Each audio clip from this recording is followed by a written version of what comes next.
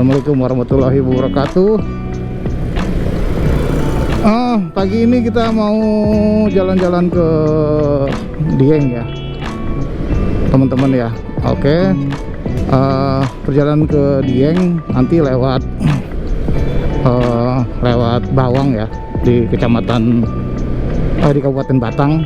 Kemudian nanti kita lewat Kerakalan, terus tol Kayangan.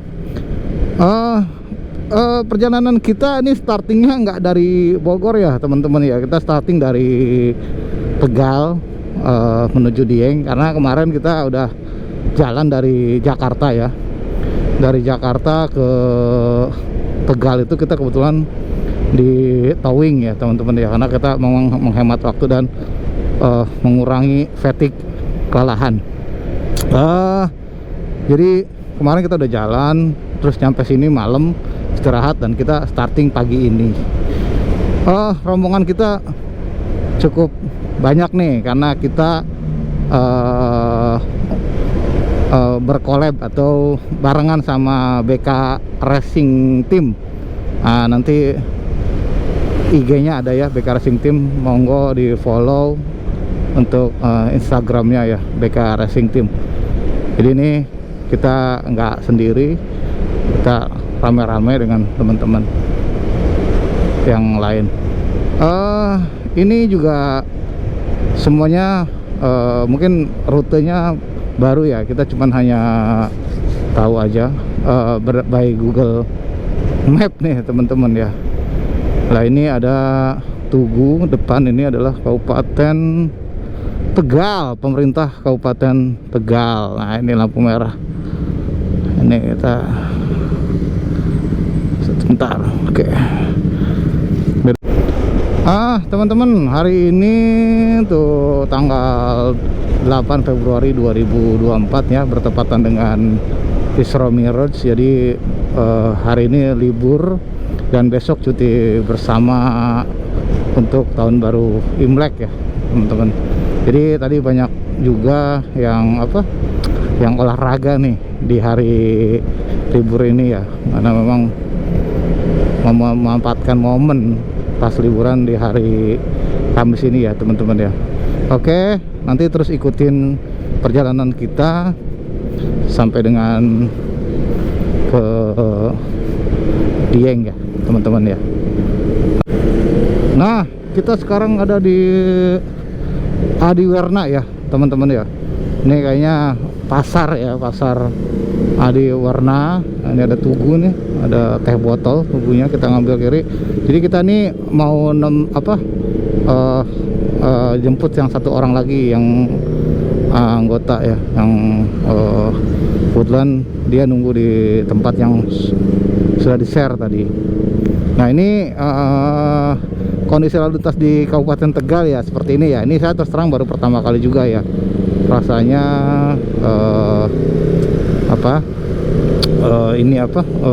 jalan-jalan di tempatnya orang nih dengan suasana yang berbeda. Biasanya kita jalan-jalan ya di tempat yang sudah familiar. Ini terus terang nih tidak familiar sama sekali teman-teman ya. Tuh di atas ada tol Trans Jawa ya, kalau bisa dilihat nih. Nah di depan ada rambu, lurus ke Tegal, ke kanan tuh Semarang Jakarta lewat tol. Kita pastinya lurus ya ke arah Tegal, nggak mungkin lewat tol. Nih kita nyampe di Kota Tegal, selamat datang di Kota Tegal. Nah ini Tugu perbatasan Kabupaten Tegal sama Kota Tegal ya. Jadi ini udah masuk ke Kota Tegal. Ini jalan nasional ya teman-teman ya. Emang keren lah jalan nasional itu. Ini ke perempatan, kita lurus. Ini udah di Tegal ya, lumayan ramai loh ya. Jadi memang ciri khasnya ya, banyak orang yang bersepeda di sini tuh. Memang kontur jalannya juga bagus sih, lurus dan nggak nanjak-nanjak, jadi orang juga nggak terlalu capek goesnya. Kalau di daerah Bogor itu mungkin butuh effort yang besar ya kalau mau goes kayak gini. Nah ini jalur kereta nih, kereta ke Jogja Semarang kali ya, Semarang juga lewat sini kali ya. Oke, Jalan AR Hakim, Kota Tegal. Nah, ini kita ada full tim ya teman-teman. Ini kita langsung menuju Dieng, tapi kita lewat Bawang, Krakalan. Nanti tol Kayangan ya yang terkenal itu. Sip. Oke, ini ada rambu Jakarta Cirebon kiri, Semarang kanan. Kita pasti ke kanan. Nih.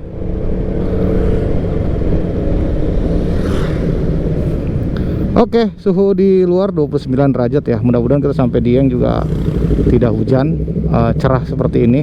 Mudah-mudahan. Amin amin ya Allah ya rabbal alamin. Ini perempatan yang ramai ya. Alhamdulillah perekonomian kita jalan, teman-teman semuanya.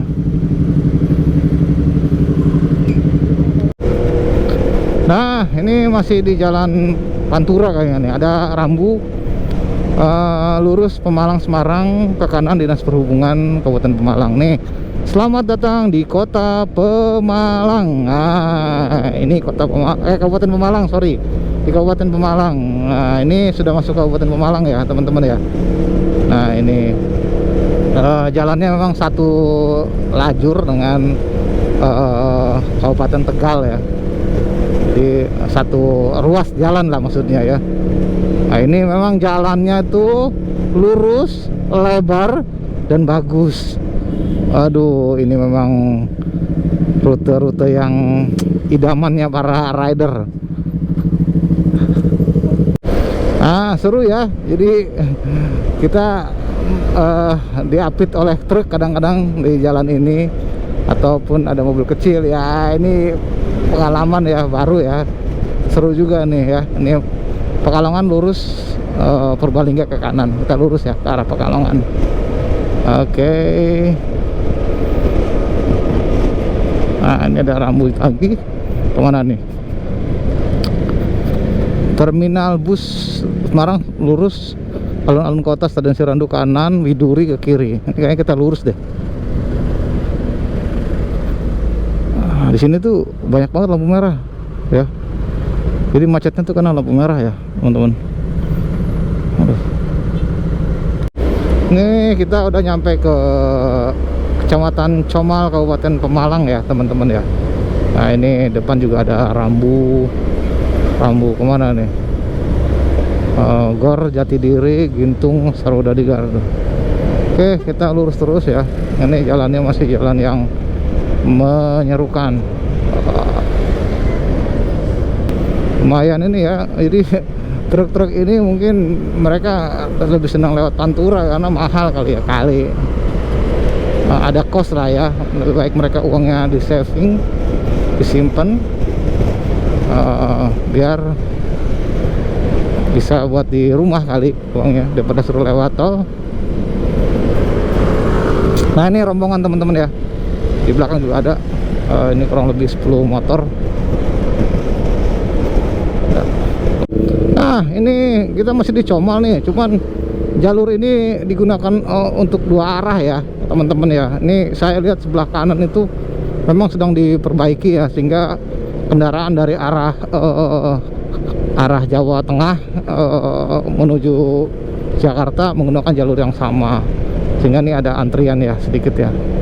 Tapi ini lagi dibenerin sih, dicor kembali kayaknya. Oke. Masih di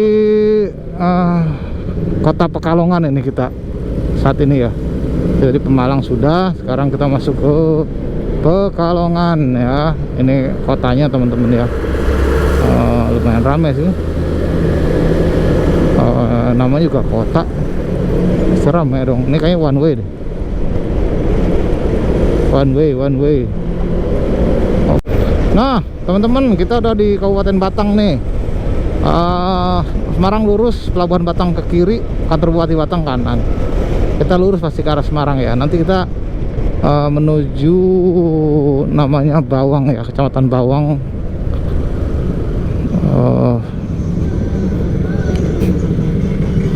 sampai ke Dieng.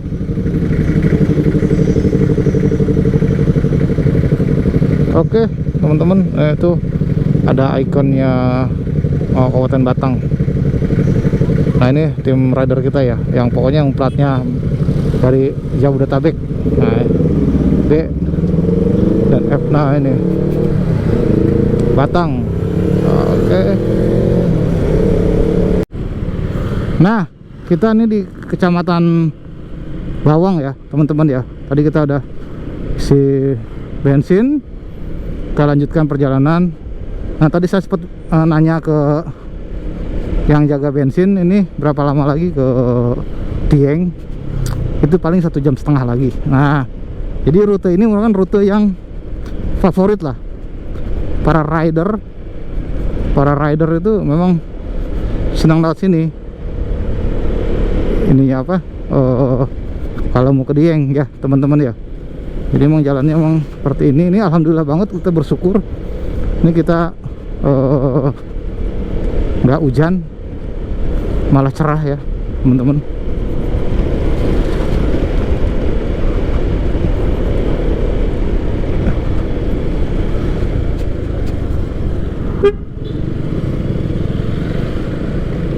Kenapa nih? Oh, saya disuruh depan. Oke, kita lanjut ya teman-teman ya. Ini kepisah ini rombongan ini. Aduh. Oke.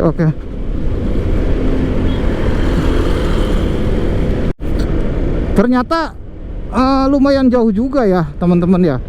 Dari Tegal lewat Bawang ke Dieng itu kemarin kita cek sih emang sekitar 4 jam ya, tapi nyatanya ini lebih dari 4 jam sih sebetulnya. Nah ini sebelah kiri ini kecamatan apa nih? Sojomerto.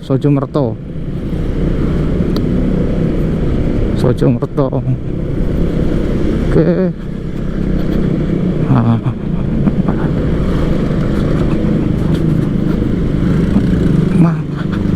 Oke, jalannya memang agak-agak keriting ya ini.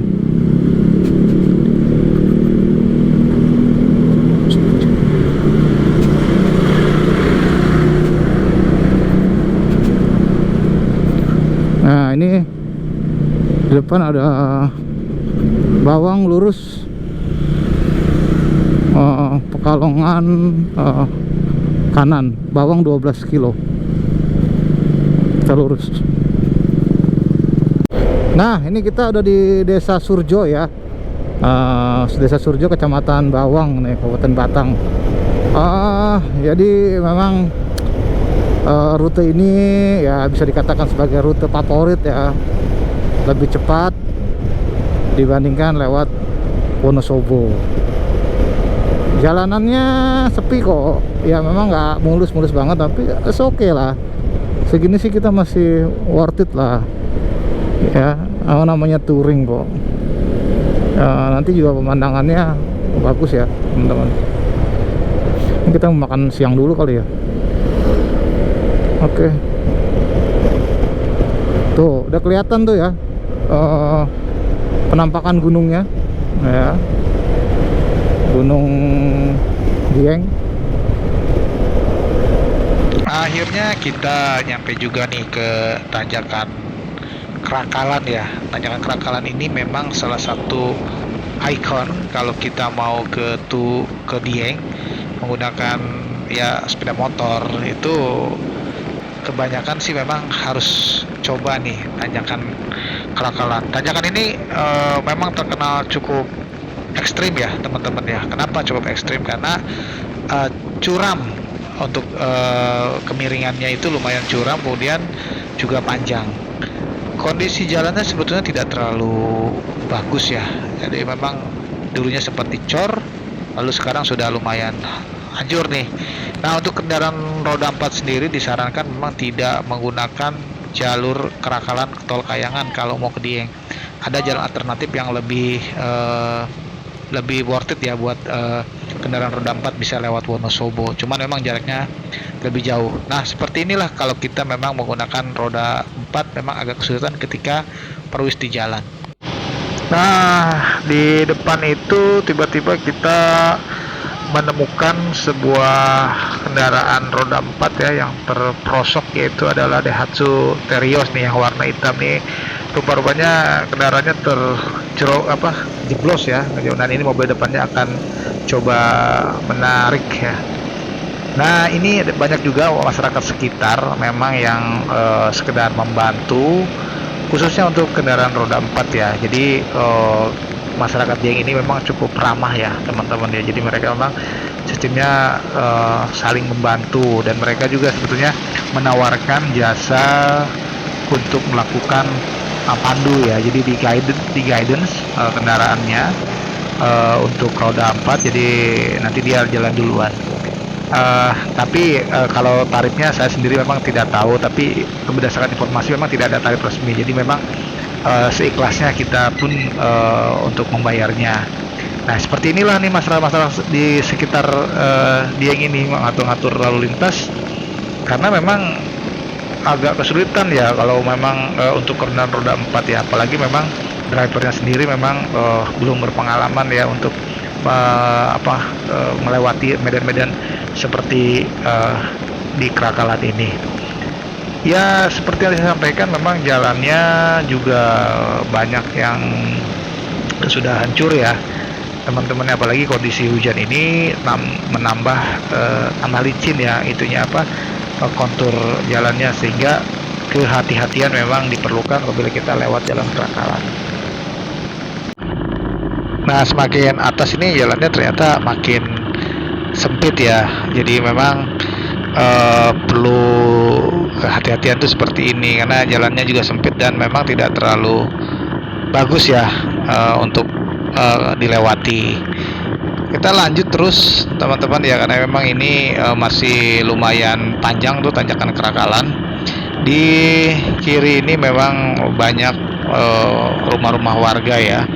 Kalau sebelah kanan sendiri memang ini adalah perkebunan yang dimanfaatkan oleh masyarakat sekitar untuk bercocok tanam, karena ini sangat membantu sekali untuk ekonomi masyarakat sekitar dengan bercocok tanam, dengan memanfaatkan udara dingin. Setahu saya memang ini tanamannya pun seperti bawang ya, yang memang banyak ditanam oleh warga sekitar ya. Nah, di depan ini memang ada mobil dua ya, ini Innova dan Kijang ya. Ini memang sangat berat sekali ya, untuk sekelas Innova saja lewat jalannya Krakalan memang harus sedikit zigzag ya, memang untuk menghindari slip ya, karena kalau sudah slip nih agak repot nih buat mobilnya sendiri ini. Jadi untungnya memang di atas ini kondisi jalannya sudah lebih baik dibandingkan dengan jalan yang di bawah tadi ya. Ini di depan juga Kijangnya agak sulit nanjaknya ya, karena memang mungkin tanjakannya ekstrim nih teman-teman ya, makanya itu diperlukan driver yang handal untuk lewat tanjakan Krakalan ini. Nah, selama di perjalanan ini di tanjakan Krakalan memang tidak terlalu banyak ya kendaraan roda 4 yang lewat ya. Memang sekali-kali ada kendaraan roda 4, bahkan ada truk ya. Kayaknya truk ini memang sudah terbiasa, mereka memang lewat jalur Krakalan ini. Prinsipnya sih sebenarnya tidak, sepanjang memang kita bisa menguasai medan ya nggak masalah kita lewat tanjakan Krakalan, karena memang pemandangan di sini tuh luar biasa sangat indah ya teman-teman ya. Meskipun kita kehujanan maupun kedinginan, tapi dengan pemandangan yang luar biasa indah, rasanya ini terbayarkan ya. Nah, kita istirahat dulu nih sambil menunggu rekan kita dua orang yang tertinggal di belakang teman-teman. Nah, kami baru dapat informasi nih, ada rekan kita dua orang motor yang memang tidak kuat nanjak ya teman-teman ya. Jadi kita putuskan untuk nanti kita ketemu di atas, karena kami dapat informasi memang mereka akan menunggu kendaraan mobil bak yang nanti melintas ya, sehingga motornya akan kita naikkan ke mobil bak ya.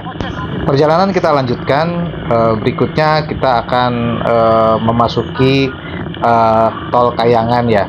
Nah, di depan ini ada salah satu ikonnya Tol Kayangan berupa tulisan "Selamat datang di Tol Kayangan". Nah, ini merupakan salah satu ya bisa dikatakan sebagai ya ikonnya ya. Kalau kita lewat Kerakalan pasti kita lewat namanya Tol Kayangan, sehingga kita putuskan untuk mengamadikan momen ini dengan foto-foto terlebih dahulu ya, teman-teman.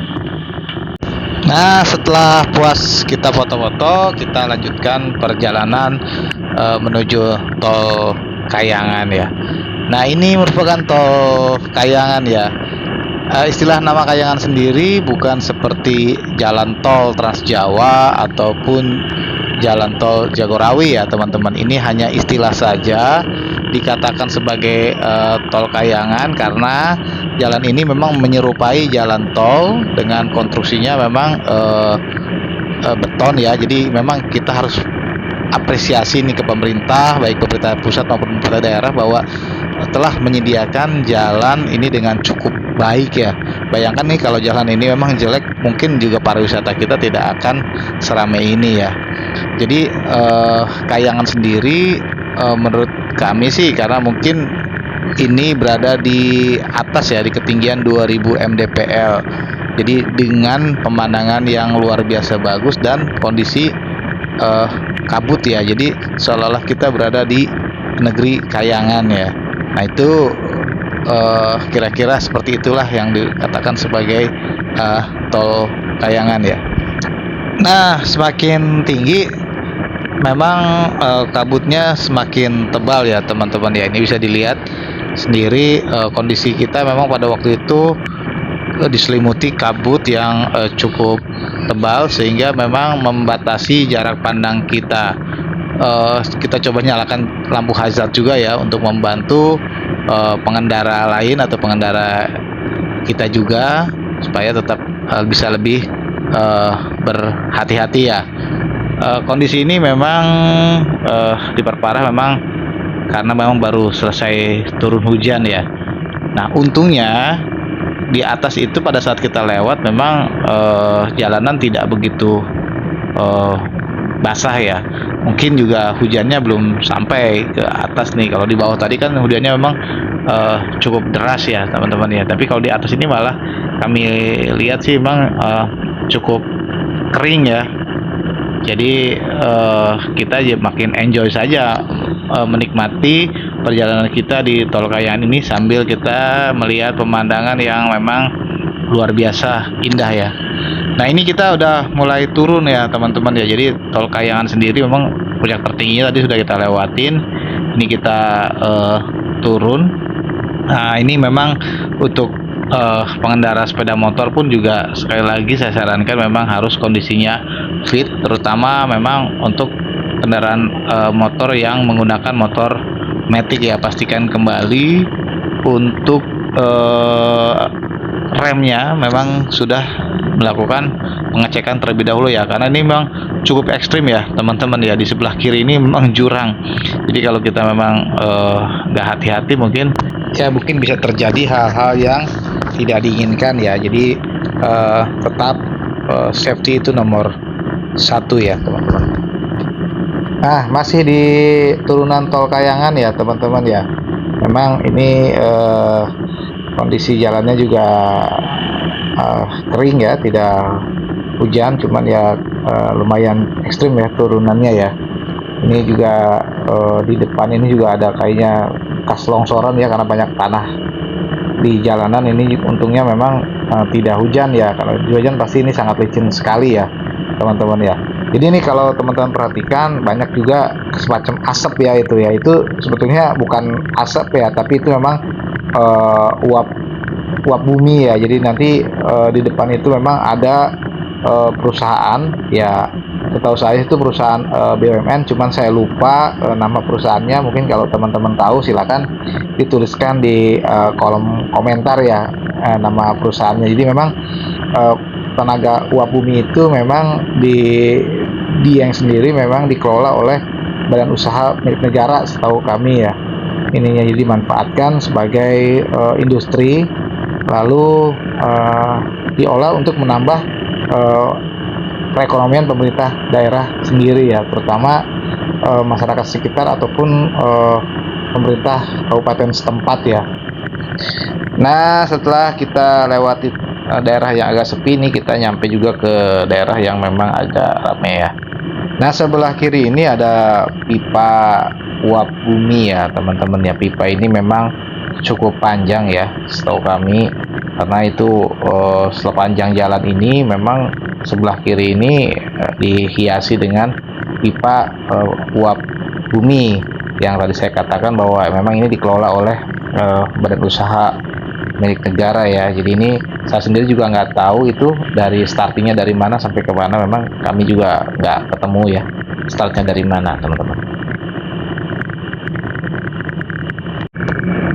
Nah, setelah kita lewati tanjakan Kerakalan, Tol Kayangan, kita ketemu juga dengan semacam jalan utama yang menuju kilometer 0 Dieng ya. Jadi jalan ini memang pertemuan dari beberapa jalan yang akhirnya ketemulah jalan ini untuk menuju kilometer 0 Dieng ya.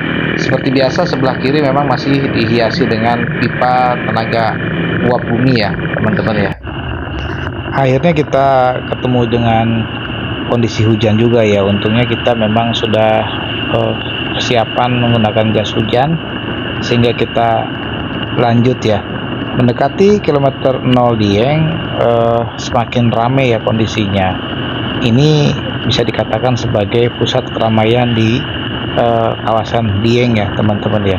Jadi memang kiri kanan ini sudah penuh sekali dengan semacam ya pusat niaga seperti Alfamart, Indomaret, bahkan tadi ada juga kantor bank. Selain itu juga tempat makanan di sini juga semacam restoran juga tersedia dengan banyak ya. Untuk penginapan sendiri di sini memang sangat beragam ya teman-teman ya.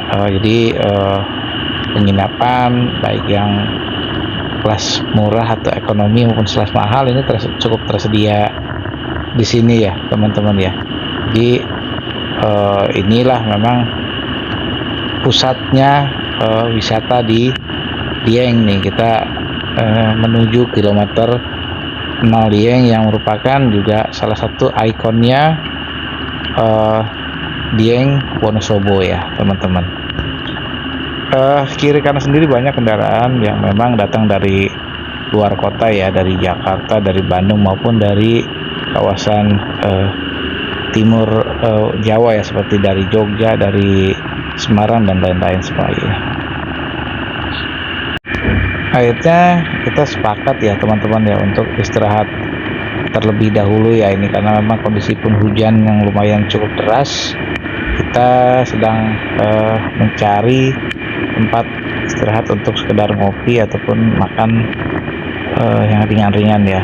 Nah ini bisa dilihat ya bahwa sebelah kiri ini juga ada Alfamart, kemudian juga ada hotel juga. Nah ini cukup ramai memang kondisi di Dieng sendiri karena ini bertepatan dengan libur long weekend ya, libur panjang maksudnya. Nah sebelah kanan ini adalah ikonnya Dieng Wonosobo ya teman-teman ya. Setelah kita muter-muter akhirnya kita mendapatkan tempat istirahat ya. Ini memang bisa dikatakan sebagai puja sera atau pusat jajanan serba ada ya. Di sini juga tersedia makanan khas Dieng seperti mie ongklok. Ya mie ongklok itu memang khasnya Dieng ya. Nah ini kondisinya nggak jauh dari kilometer 0 Dieng ya. Nah pada saat yang bersamaan pun juga ada rombongan touring dari Semarang ya, bapak-bapak yang pakai jas atau mantel warna oranye itu adalah rombongan dari Semarang. Mereka juga memang rencananya akan bermalam di Dieng ya. Jadi memang kondisinya cukup ramai, ini parkiran juga hampir penuh ya teman-teman. Nah setelah kita beristirahat, kita sepakat untuk melanjutkan perjalanan menuju desa Sembungan ya. Nah ini adalah jalan menuju desa Sembungan dari tempat tadi kita istirahat itu kurang lebih sekitar 19 menit ya. lumayan jauh sih sebetulnya ke Desa Sembungan. Nah, di kiri kanan ini memang banyak juga penginapan ya, yang memang bisa kita sewa ya. Jadi memang sepanjang jalan ini juga banyak masyarakat yang memang sengaja menawarkan penginapan kepada pengunjung yang lewat ya. Jadi teman-teman kalau ke Dieng gak usah khawatir untuk penginapan kemudian makannya, karena memang di sini sudah tersedia cukup lengkap ya untuk penginapan maupun makanan untuk sehari-hari ya. Nah, ini juga banyak jeep-jeep ini yang memang disewakan teman-teman ya. Jadi memang jeep itu seperti kayak di Bromo, ada spot-spot tertentu yang memang tidak bisa dikunjungi dengan mobil pribadi ataupun kendaraan biasa. Jadi harus menggunakan jeep yang memang disediakan oleh semacam paguyuban di daerah yang sendiri. Nah, sayangnya memang saya nggak tahu berapa tarifnya, kemudian ke zona mana saja. Kalau teman-teman ada yang tahu silahkan dituliskan aja di kolom komentar di bawah ini ya. Nah, selama perjalanan saya terus terang tidak menemukan hotel atau penginapan yang cukup mewah ya, Kak. Sepertinya memang pemerintah kabupaten sendiri atau pemerintah setempat memang sepertinya melarang untuk dibangun hotel yang mewah atau yang megah ya. Jadi mereka memang lebih senang menggunakan penginapan-penginapan yang memang disediakan oleh warga masyarakat sekitar nih kayak teman-teman nih.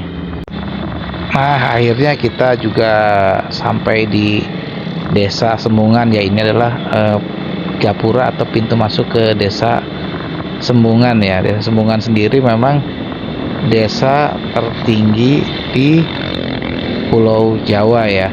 Jadi berdasarkan tulisan atau keterangan di situ, memang ketinggian desa ini berada di 2400 mdpl ya. Cukup tinggi untuk ukuran desa di Pulau Jawa ini. Sedikit sejarah terkait dengan Desa Sembungan, yaitu awal mulanya desa ini memang sebut desa miskin ya. Jadi banyak warga masyarakat sekitar memang yang bekerja di desa lain ya. Namun pada tahun 1980 perekonomian warga Desa Sembungan mulai membaik. Hal tersebut seiring dengan masyarakat yang mulai mengenal tanaman sayuran kentang. Kondisi tanah di Desa Sembungan yang didukung dengan ketinggian wilayah juga mempengaruhi suhu udara, sehingga menjadikan produksi kentang dapat maksimal di desa ini ya teman-teman.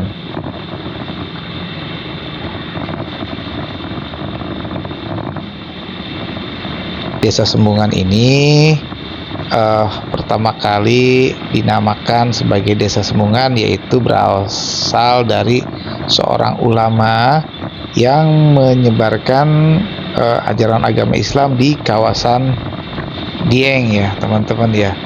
Jadi di desa tersebut memang dikelilingi oleh jenis tumbuhan sembung. Dan jenis tumbuhan sembung itu merupakan pohon dengan jenis kayu yang tidak keras dan berbunga putih mirip Edelweiss. Akan tetapi dia lebih besar bentuknya. Nah, sejak saat itulah ulama tersebut langsung memberi nama Sembungan untuk penyebutan nama desa.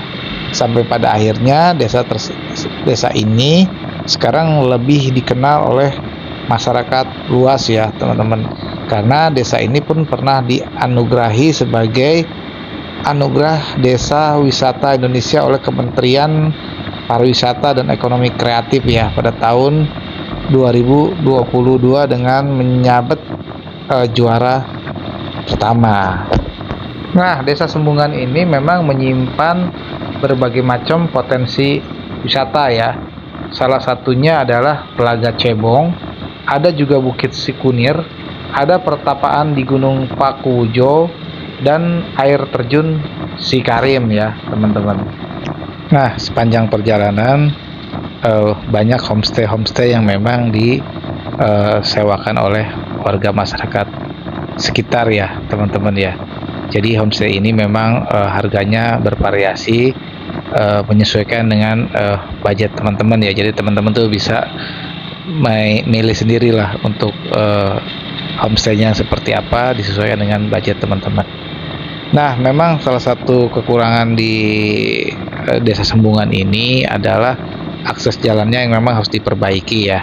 Jadi ini kita lihat memang jalannya memang cukup jelek ya teman-teman ya. Ini mungkin PR buat pemerintah daerah setempat agar bisa memperbaiki jalannya, karena ini memang berbahaya nih ketika memang kita perwis dengan kendaraan dari arah berlawanan ya teman-teman. Nah, jalan ini merupakan jalan yang digunakan untuk menuju Telaga Cebong ya, di Desa Sembungan di kawasan Dieng ya. Jadi Telaga Cebong sendiri merupakan telaga yang terbentuk karena letusan gunung purba ribuan tahun yang lalu. Konon kabarnya bahwa nama Cebong sendiri didapatkan karena zaman dahulu kala di situ memang terdapat katak yang hidup dan berkembang biak ya. Jika dilihat dari atas, bentuk telaga ini memang sedikit menyerupai kecebong ya, sehingga akhirnya masyarakat menyebutnya dengan Telaga Cebong. Luas telaga ini awalnya memang sekitar 18 hektar area, namun saat ini memang hanya tersisa 12 hektar area ya. Nah, teman-teman, memang kalau dilihat sendiri saat ini memang pembangunan di sana pun juga banyak ya, sedang dikerjakan, karena di kiri kanan jalan ini memang banyak juga pekerja-pekerja yang sedang membuat rumah ataupun ruko, mungkin untuk mendukung pariwisata Desa Sembungan. Nah, untuk ke Telaga Cebong sendiri memang harus turun ya ke bawah sini ya. Seperti saya katakan tadi, memang akses jalannya tidak begitu bagus ya, khususnya untuk kendaraan roda 2 memang sangat licin sekali, karena memang jalannya banyak diisi oleh batu-batuan seperti ini ya. Dan akhirnya kita sampai juga di pinggir Telaga Cebong ya. Nah, ini memang kita parkirnya di sekitar sini saja, memang nggak terlalu ramai ya pada saat kita nyampe ke Telaga Cebongan itu. Ya, kita sampai kurang lebih jam 5 sore ya teman-teman. Ini suhu udara di sekitar Desa Sembungan pada waktu itu sekitar 16 derajat Celcius ya, lumayan dingin juga ya dengan posisi di jam 5 sore.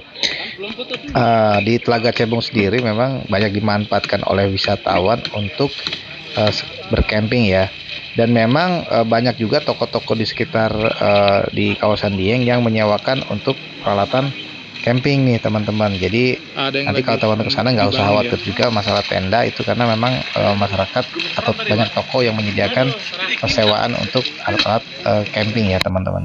Nah, seperti inilah penampakan Telaga Cebong di ketinggian. Kebetulan ada rekan kita yang membawa drone, jadi kita coba shoot gambar dari atas ya. Memang di sekitar kawasan Telaga Cebong ini konturnya memang berbukit-bukit ya. Justru ini dimanfaatkan oleh masyarakat sekitar untuk bercocok tanam dengan produksi kentang ya, kentang yang ciri khasnya di kawasan Dieng itu yang kecil-kecil ya teman-teman ya.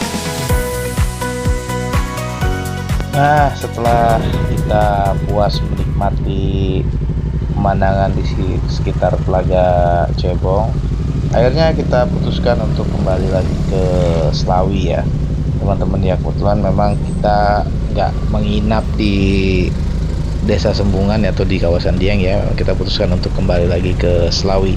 Nah, kita tetap pakai jas hujan nih meskipun kita nggak hujan, cuman kan memang kondisi sudah agak mendung ya, jadi kita antisipasi saja menggunakan jas hujan ya.